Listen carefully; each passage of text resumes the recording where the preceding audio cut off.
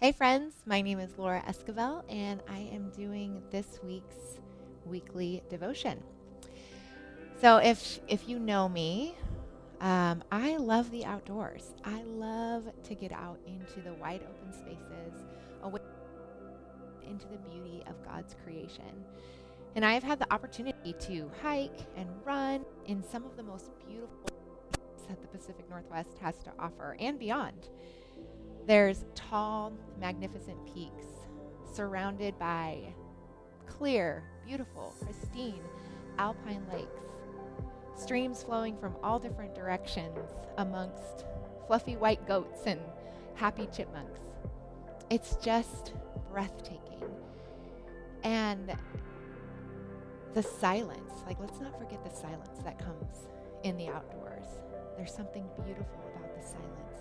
Have you ever been somewhere that it's been so quiet where you just pause and you're listening to the quiet? It's almost this odd, I don't know how to describe it. It's this odd, not pain, but just this weird feeling in your ears. Like I don't often experience this amount of silence.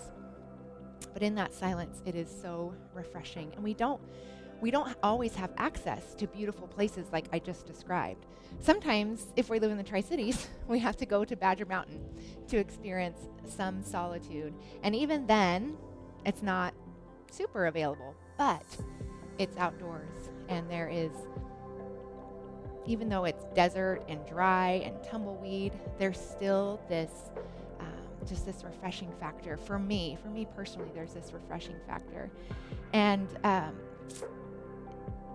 I don't necessarily come home from experiences like that and go, Angel, you would not believe what I experienced on Badger Mountain. It was so glorious. There was a gust of wind and it blew a tumbleweed at my feet. And I was like in awe of the tumbleweed. That doesn't happen.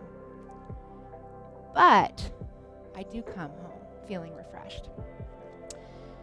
What if we couldn't have access to any of those places? What if we didn't have access to the outdoors?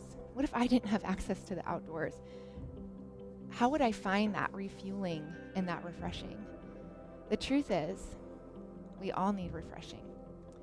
We all find ourselves in dry, lifeless, and just lifeless places and just going through the motions. But it's a mindset that we can grab onto, this mindset of our refreshing and our peace and our joy doesn't come from circumstance. It doesn't come from a place. It doesn't come from a person. It comes from Jesus Christ. It comes from God, from our Father. Jesus came so that we could have life and that life to the fullest. Our mindset must shift to calling out to Jesus for our dry bones to have life again. This can happen anywhere. I'm going to read one of my favorite portions of Scripture. This is a vision that God gave Ezekiel. It is a powerful picture of the life that can come when we call on the name of the Lord to breathe fresh life into dry bones.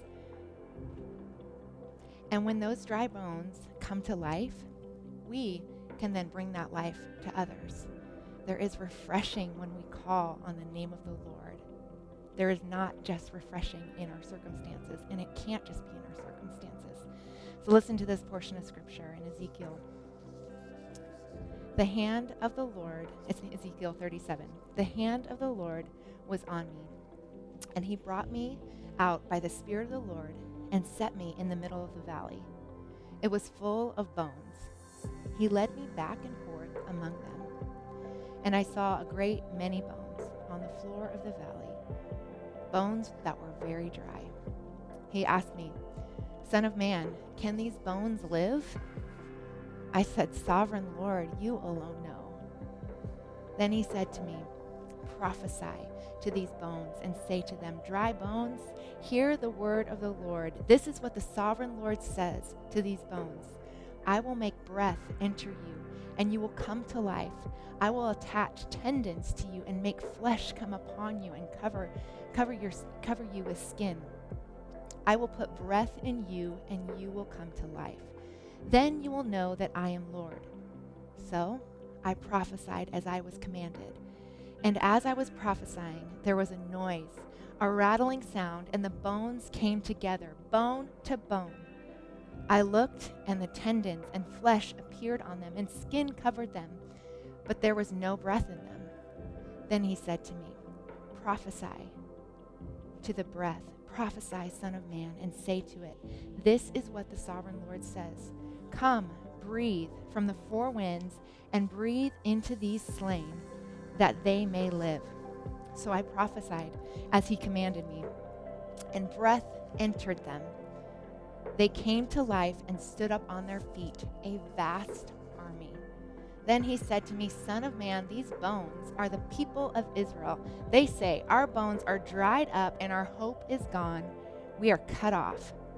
Therefore prophesy and say to them, this is what the sovereign Lord says. My people, I am going to open your graves and bring you up from them.